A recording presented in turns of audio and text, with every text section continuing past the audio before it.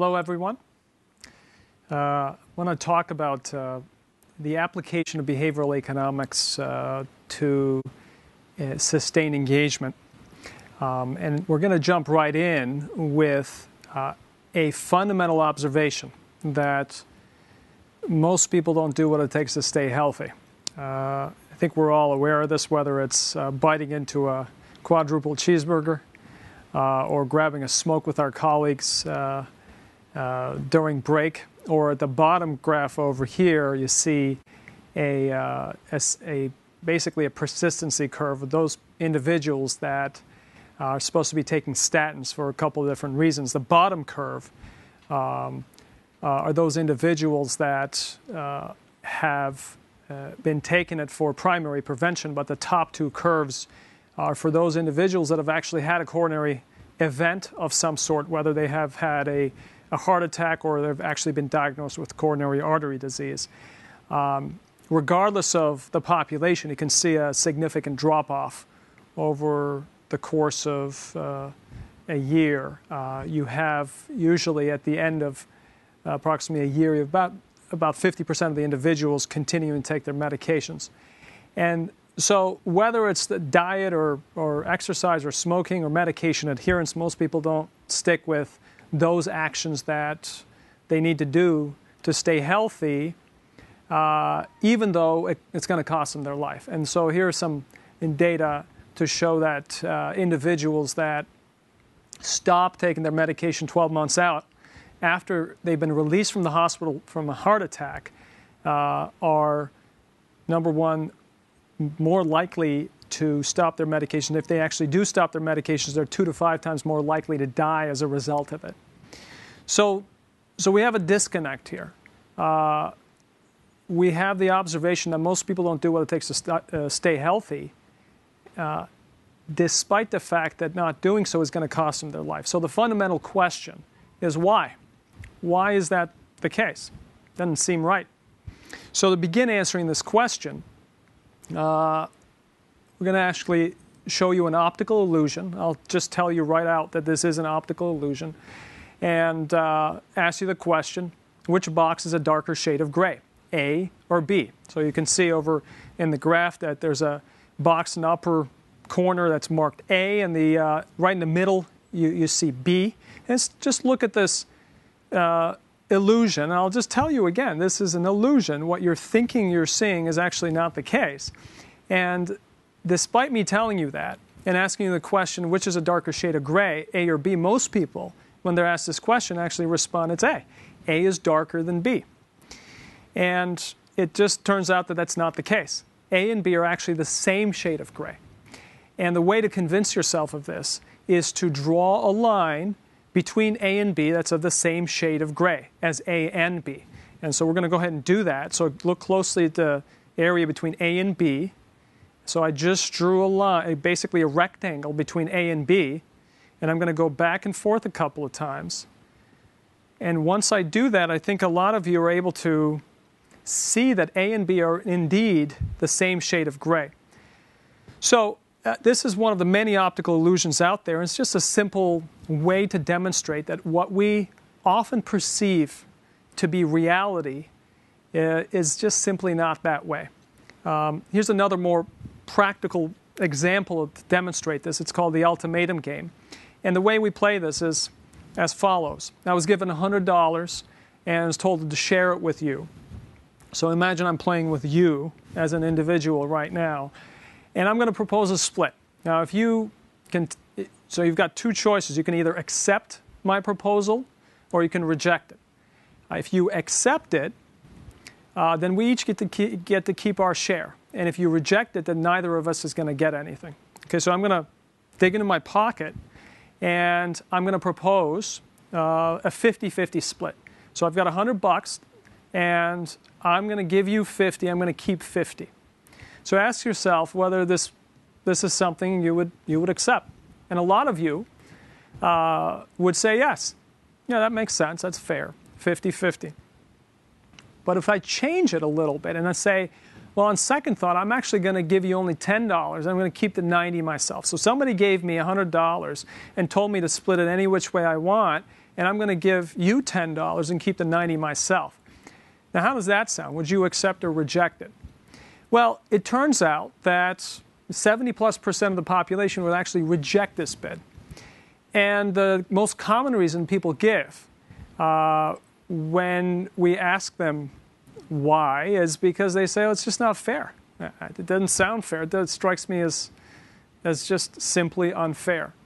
Now think about this, though, but from an economic perspective, if I'm giving you even $1 and keeping 99 to myself, if you've got the option of accepting or rejecting it, you should be accepting it. It's sort of irrelevant what happens to you, or what happens to me when we play this game. The only rational, economically rational thing to do, if you think about it, is to accept whatever it is that I give you, because a minute ago you didn't even have an opportunity to earn $1. But we're not built like that. Human beings are a bit more complicated than being completely focused on money. Economics only gets us so far. So when you think about it from a health perspective, healthcare perspective, it really gets us a little closer to answering the question, why don't most people do what it takes to stay healthy? And the short answer is because we're not always deciding on a rational basis.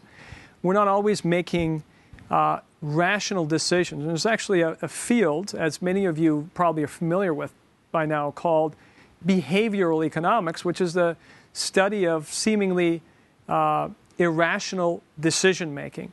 And behavioral economics has a lot of different sub-areas, and you can think of its applications in studying your personal finances, your relationships. The area that we focus on is health behavioral economics, which is a study of the seemingly irrational health decisions that we make.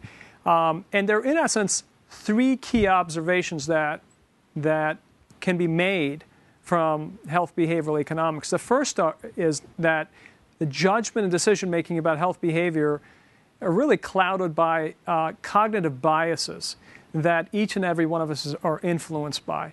These are the shortcuts and the thought processes that we go down a path of considering without necessarily being aware of the implications that these processes have on our lives and our healthcare decisions. So, and number two, these biases often lead to suboptimal decisions about our health. So, for example, consider the decision to basically not take our medication on a regular basis, or not exercise on a regular basis, or go and reach for a smoke. These are not necessarily thought out, reasoned decisions that we are making on a rational basis on a day-to-day basis. These are either habits or other cognitive biases that are influencing the kind of decisions that we're making, is getting us into trouble, making us less healthy. The good news is that some of the same cognitive biases that are operant here can actually be used to help nudge us towards healthier behaviors and allow us to help adopt healthier choices. And so we're actually going to get into this a little bit. And I'm going to point out a couple of examples. Actually, the sort of first sort of core observation that you may want to make is that, in essence, we're not very good at calculating odds when we approach decisions. So here's a cartoon that exemplifies this. The physician and the patient are having a conversation around this patient's smoking habits, and the doctor gives him, the statistics and says, you've got a 1 in 2 chance of dying if you keep smoking. He says, it'll never happen to me. But then the doctor turns around and actually quotes the odds for a Powerball lottery being 80 million to 1. The patient will actually go and buy a lottery ticket. In fact, the American consumer spends on average approximately $450 a year in lottery tickets and other types of gambling throughout the year, despite the fact that at the end of the day, it's tough to beat the house. So here's another principal tenet from behavioral economics that's relevant to health. and we can, again, play this in a little bit of a game format. And so imagine, again, I've got $100 right now, and I'm going to give you two choices. So the first choice is I can give you the $100 right now, or I can say, you know what, why don't we wait another 2 weeks, and I'll come up with another $10, and I'll give you $110 in 2 weeks. And when you play this, imagine that I'm willing to sign a contract that guarantees that you're going to get $110 in 2 weeks if you so choose. Okay, so would you rather have $100 right now or $110 in 2 weeks? So it turns out a lot of people actually say, give me the $100 right now, even though that $100 may not be absolutely necessary for their survival, and that from an economic perspective, it may make a bit more sense to wait a couple of weeks to earn a bit more money, especially if I'm contractually obligated to give it to you. But it turns out that often people are not willing to wait another extra couple of weeks. And you can ask this question a variety of different ways. Extend the time horizon. Say, would you rather have $100 right now or $150 in 2 weeks or $200 in 2 weeks, or go up to 4 weeks or 6 months or a year, and build a curve called a delayed discount curve, some of which are shown on the left-hand side of the slide, to give a sense as to what excuse me, the individual's tolerance is to wait. And it turns out a lot of folks are not able to wait for much longer than even a few minutes, despite the fact that waiting is going to lead them to adopt sort of wiser decisions that are better for them in a variety of different ways. So to give you a better example of this, so the reason I put up that child eating the marshmallow is because back in the 70s and 80s, a series of experiments were done called the marshmallow experiments with a group of children aged 3 to 5, where the children were asked to come into a room equipped with cameras, and they were each given a marshmallow. And the experimenter came in and spoke to each of them and said, so here's your marshmallow. You can either eat it now, or I'm going to step out and come back in 5 minutes, 7 minutes, 10 minutes. They varied the time. And if you still haven't eaten a marshmallow, then I'm actually going to bring with me another marshmallow. I'll give you another marshmallow if you have not eaten the marshmallow I'm about to give you. So then they gave them the marshmallow, and they left, and the cameras were turned on. And so, what were the kids doing? Well, a lot of them just ate the marshmallow right away. A good number of them were actually trying to not eat the marshmallow. They started jumping up or down, or covering their fingernails, or turning their backs away from the marshmallow. Some of them were licking the marshmallow. But at the end of the day, we all know what happened to most of the kids. 80+% of the children actually ended up eating the marshmallow and couldn't wait. And I would just posit that as adults, we're really no different in our behavior than the children. It's very difficult for us to wait. There's from the Aesop's fables, the ant and the grasshopper are, undergoing an epic battle for each and every one of our decisions. The grasshopper wants what he wants right now, and the ant is obviously understands the wisdom of waiting a little bit. But at the end of the day, when the reward for being healthy right now is too far down the road, in other words, if the benefit of taking our medication right now, or the benefit of exercising or eating a heart-healthy diet right now, or the benefit of refraining from smoking right now is too far down the road in the form of an ER, the avoidance of an ER visit or a hospitalization, or even death, when it's too far in the distant, ambiguous future, we often end up not being able to wait. And there's a formal term for this in behavioral economics called hyperbolic discounting, and we can all relate to this in one way or another. And the reason for that is because it's some basic neurochemistry in our brain and the work of dopamine and other neurotransmitters in what is considered to be a universal reward circuitry that's imprinted in our brain as well as that of a lot of other species. These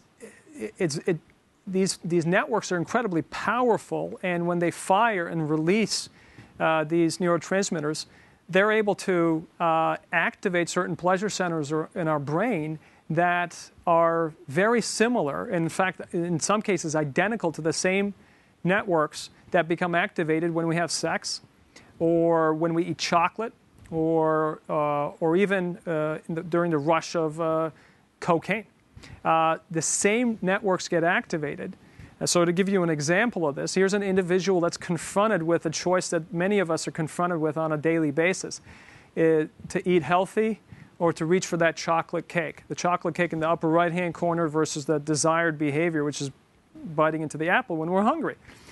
And it turns out that the default behavior often ends up being reaching for the chocolate cake.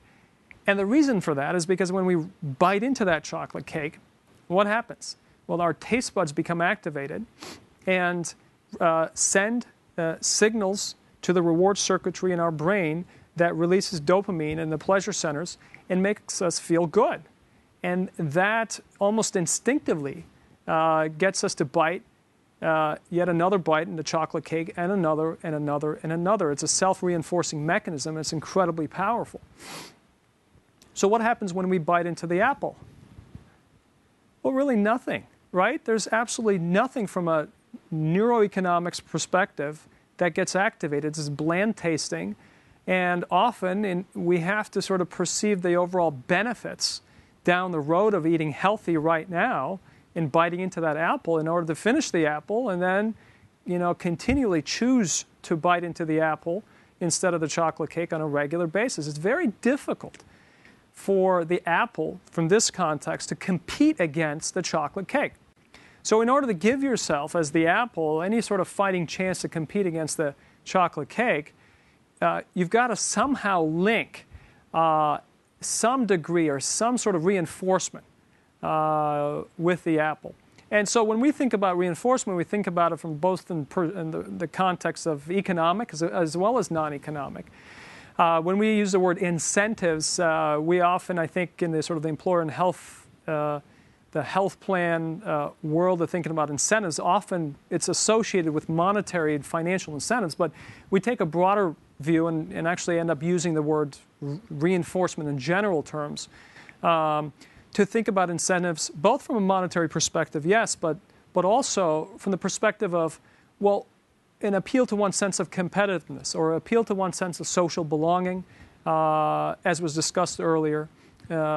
Simple education, simple encouragement as comprising a really critical set of reinforcers that are designed to tap into an intrinsic set of motivators that allow us to sustain an engagement. So then the question becomes, so what is the right combination of reinforcement? And the answer to that, I think, is self-evident. Well, that depends. Depends on who we are. Now, I'm going to tell you a little bit about one approach that is a technological solution to delivering the right reinforcement to the individual, as opposed to sort of trying to guess what the overall right set of incentives might be for a given population. And it's simply to answer that exact question. So what is the right level of reinforcement, and how do you deliver it? And this is one behavioral economics technology. Clearly, it's not the only one out there. It's one of the more scalable ones. But there are a lot of things beyond a technological set of solutions that can be done in the workplace that deploy some of the principles from behavioral economics. And I'm happy to discuss that as time permits at the end. Dynamic intermittent reinforcement is a technology that, in essence, is reinforcement software that incorporates some of the key principles that we've discussed from behavioral economics and operant conditioning. And what it does, it actually seeks the right level of reinforcement for an individual. So it actually looks at how different individuals are engaging with whatever behavior it is that they're doing. Eating a heart-healthy diet, or refraining from smoking cessation program, or even medication adherence, by looking at patterns of how individuals are confirming that they've actually adhered to these regimens. And based on those inputs that are coming in, the software is able to determine what the optimal set of outputs or reinforcers should be that work best for the individual as opposed to someone else, or work best for a given subpopulation as opposed to another population. And it deploys output and reinforcement in the form of both economic as well as non-economic reinforcement. Economic in terms of points, and non-economic in terms of, in essence, content that appeals to one's sense of competitiveness, social belonging. It's tailored content for the individual in a way, delivered in a way to resonate with the person. So here's an example of Sue and Doug here in the bottom. They're both, let's say, asked to confirm adherence to their heart-healthy diet. And Sue comes in and does that on the web or telephonically using an IVR on every day of the week, let's say. And Sue might get points on Monday, Wednesday, Thursday, and Friday, 18 points on Monday, 12 on Wednesday, 4 on Thursday, and so forth. And Doug is going to have a different set of points that are delivered. If they do exactly the same thing, they would get the same thing, but what we find is over time, in very few cases, two people do the same thing. And they're also getting tailored content that is, again, both economic and non-economic reinforcements being learned over time based on Sue's individual patterns of engagement versus Doug's patterns of engagement. And so over time, what we have is a system that's able to tailor its reinforcement to the individual. So if you think about it from another perspective, you've got a population, an employee base, for example, that is capable of either logging in or calling an automated 800 number and saying, yes, I took my medication, let's say. And you see some of the other activities that you could do. And in return, what the system is doing is delivering to them education and other content, and then shortly after that, within several seconds, delivering to them some announcement of points. Congratulations, you earned 200 points today. Your balance is 1,700 points. Please contact us again tomorrow. Very short, consumable bits of information that's delivered in conjunction with a set of economic reinforcers that varies, it's intermittent, and over time it's designed to find the right level of reinforcement for the individuals. And obviously those points can be redeemed for whatever it is that the program allows it to. When you do this type of program, you see some really interesting results. So I'm going to just share with you a case study around diabetes of a program that we've been running in a health plan setting for a little over 2 years now. Well-controlled data that we have pharmacy, medical, and laboratory claims access to of a group of individuals who have suboptimal adherence to their diabetes medication and suboptimal control of their A1C. And we're asking the question, if this type of system were available to access both on the web and telephonically, would this population improve their overall health? Would they reduce their non-adherence to medications? Would they reduce their A1C level? Would they reduce their LDL? Would they reduce their ER visits? And would they maintain a level of engagement with the platform? The answer is really yes to most of those. We're able to reduce non-adherence to their diabetes medication. We're able to reduce and sustain about a point worth of reduction in their hemoglobin A1C levels for well over a year, year and a half. Actually, we have 2-year data that's shown in the slide. Lower LDL levels, actually lower frequency of emergency room visits in this population, and a stabilization of hospitalizations. The office visits, when you look at them, is actually the scheduled office visits goes up a little bit, and that's completely expected in the population that's more engaged with their overall health. And all we're doing here is we're deploying an automated system that allows individuals access to a platform where they can learn about their diabetes and just confirm that they've taken their medication and see how many points they've earned for that day. High levels of engagement, as you can see.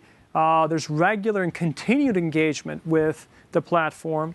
over prolonged periods of time with relatively little drop-off. And then, as you can see here, as a single individual, what we gain is the ability to really optimize the overall allocated incentive budget. And I'm going to go over this with you for a few seconds.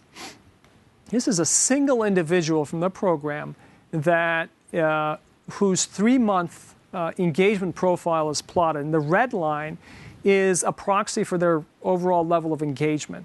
So it's what we call the adherence index, and 0 means they never contact us voluntarily to confirm they've done something. And 100 would be if they engage or came in logged in voluntarily on a daily basis to hit the button, yes, I did something healthy, like I took my medication in this case. So, and then the blue circles are indicators of whether this individual has contacted the system that day, and if so, how many points they've earned. So if the blue circle is higher on the axis than the y-axis, and this, as you see in the upper left-hand corner, somebody who came in early on and received, I don't know, like 500 points, a lot of points. Somewhere in the bottom there, you can see some blue circles for individuals who came in, for this person who came in, but didn't earn a lot of points.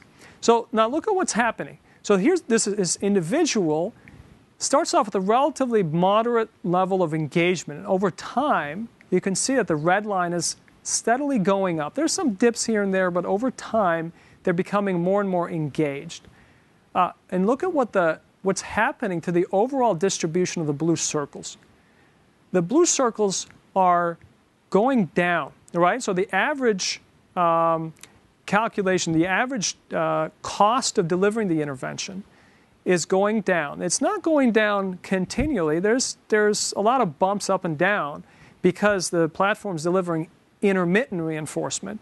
But the average number of points that they're earning over time is being dialed down. The reason for this is because the system is recognizing that this particular individual is becoming less and less dependent on the extrinsic economic reinforcers as he or she is building a set of intrinsic motivators or habits, if you will, that's slowly and replacing the dependency on the extrinsic factors. And if you actually, and so what's just happened here is you've in essence created a way to optimize engagement while minimizing the overall cost of delivering the intervention. So another way to say that is that if you've got two people, one of whom is going to need $20 to change behavior and the other person is going to need $10 to change behavior, from an economic perspective, you've got no reason to pay both of these individuals $20. The person is going to need 10, the other person is going to need 20. Pay the person who's going to need $10. The other person who's going to need 20, pay him $20, even more. But once you start delivering tailored reinforcement, you now gain the ability to optimize your overall allocated incentive budget. So here's the data that are expanded across the population that we tested. And this really is health behavioral economics in action. What we see is that in the upper graph, labeled A, over a 2-year span of time, what we're able to do is dial down the dependency on the economic reinforcers. So we're able to reduce the average cost of delivering the intervention over time. But when we do that, we're doing it without sacrificing high levels of engagement. You can see in the sort of bottom graph there in the one that's labeled C, a relatively steady level of engagement at a high level is maintained despite the fact that over time you're dialing down or squeezing out the allocated incentive budgets for the program. Now, from a behavioral economics perspective, this is irrational human behavior. Why? Because the perfectly rational Homo economicus, the perfectly rational creature that we've long traditionally, since the beginning of traditional economics, have thought is who we are, would be able to take all the data and basically decide right then and there on a daily basis, well, I'm only going to engage with you if you give me X. And over time, they wouldn't be transitioning a set of motivators from a dependency on extrinsic or economic reinforcers to a more sustainable and intrinsic habituated responses. But what's really happening here is that we see that that's not who we are. As a species, we are not always economically rational. And that's a good thing. Over time, what we can do is leverage that to develop programs that not only are more effective, but actually also take into consideration limited resources, limited incentive budgets. So instead of spending hundreds of dollars per member per year, which is often what we do in having people take simple HRAs or interact a couple of times with weight loss coaches and so forth, what we can now do is to develop a set of some logic into the process and optimize the allocated incentive budget while maintaining high levels of engagement. And we can do that because of health behavioral economics. So just some simple takeaways. People often make poor decisions because of these hardwired cognitive biases, and that's the bad news. The good news is you can actually do something about it. You can nudge people towards better health by leveraging the same exact cognitive biases. Now, behavioral economics doesn't all have to be theory. There's a lot of terrific literature dating back to the 70s.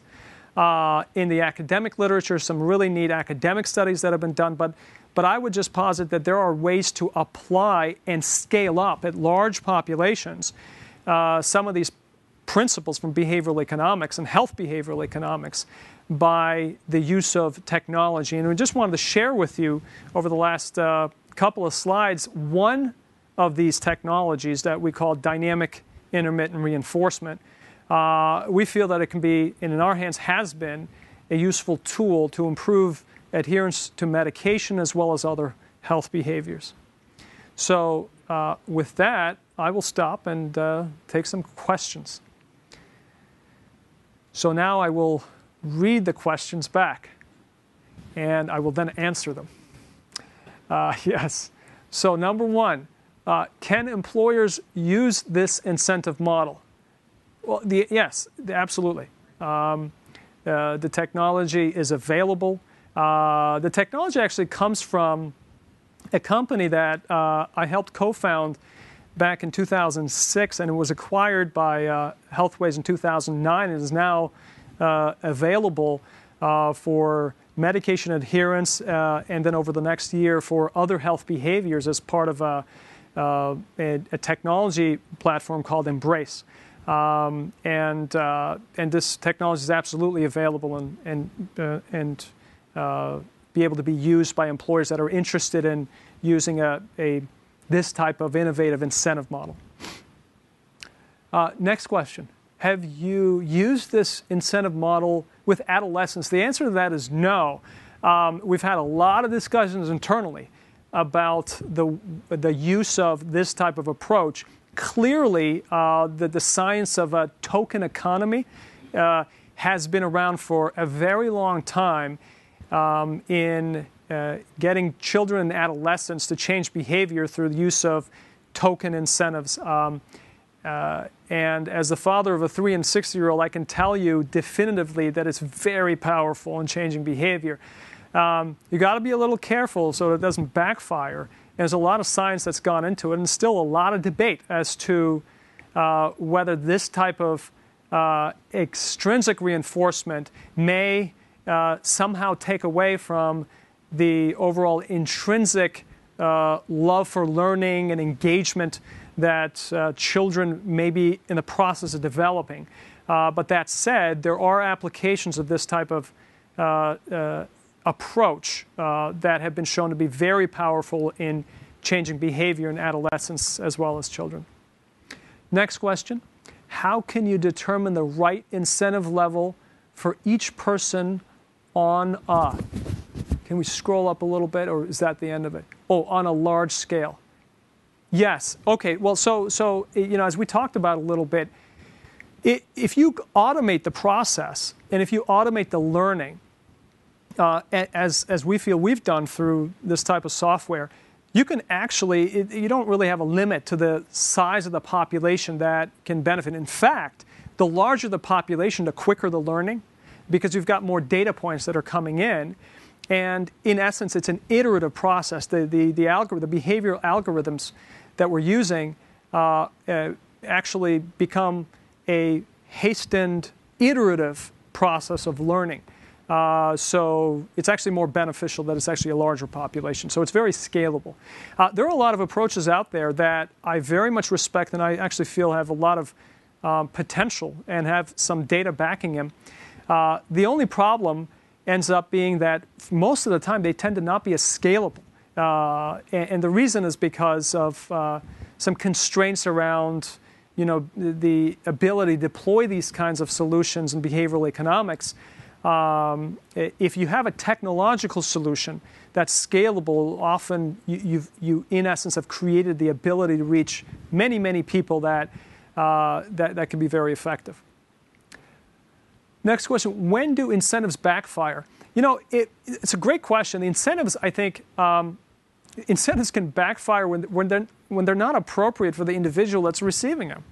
So if you're delivering, for example, a certain type of content to an individual, that just doesn't function at that level. So if you have a personality, it's going to be, needs a lot of encouragement and support, and yet you're delivering a type of non-economic reinforcement to that individual around a sense of competitiveness, that you can win and all these things.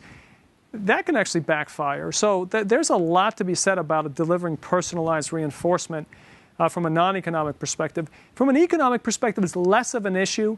Everybody likes money, right? And if the points are redeemable for enough attractive either things or deposits into your HSA account or cash equivalents of some kind within an employer base, for example, you're pretty much you're unlikely to have things backfire from an economic perspective. From a non-economic perspective, absolutely. Maybe I'll take one more, right? Have employers experimented with giving time as the incentive rather than money? Yeah, I believe that's been the case. I am not an expert on time off as an incentive, but I am aware of at least a couple of instances when that has been used, and I believe it's actually been effective.